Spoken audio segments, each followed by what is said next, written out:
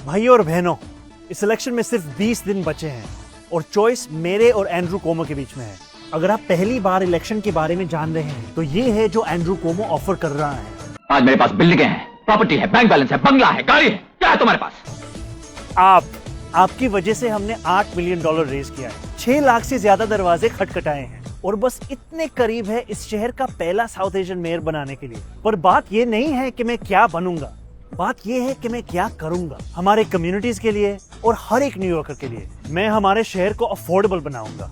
New Yorkers मुश्किल से afford कर रहे हैं रोटी, कपड़ा और मकान। मैं ये सब बदलने के लिए लड़ रहा हूँ, rent free buses, universal child care और सस्ती ग्रोसरीज के जरिए। पर आपको एक सवाल पूछना चाहता हूँ, तुमने कभी किसी को वोट किया?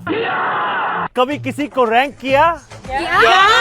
देखो, यहाँ न्यूयॉर्क सिटी में हम रैंक चॉइस वोटिंग यूज करते हैं। इसका मतलब है कि सिर्फ एक कैंडिडेट को चूज करने के बजाय आप 5 कैंडिडेट्स तक को रैंक कर सकते हो अपनी पसंद के हिसाब से।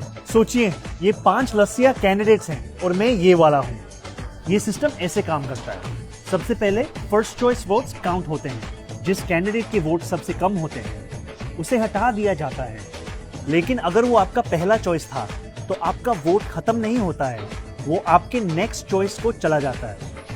ये प्रोसेस तब तक चलता है जब तक किसी कैंडिडेट के पास आधे से ज्यादा वोट्स ना हो जाए।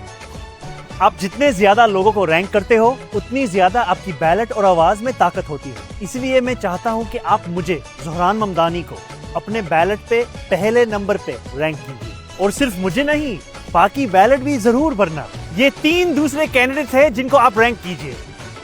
लेकिन एक बात याद रखना, एंड्रू कोमो को रैंक नहीं करना।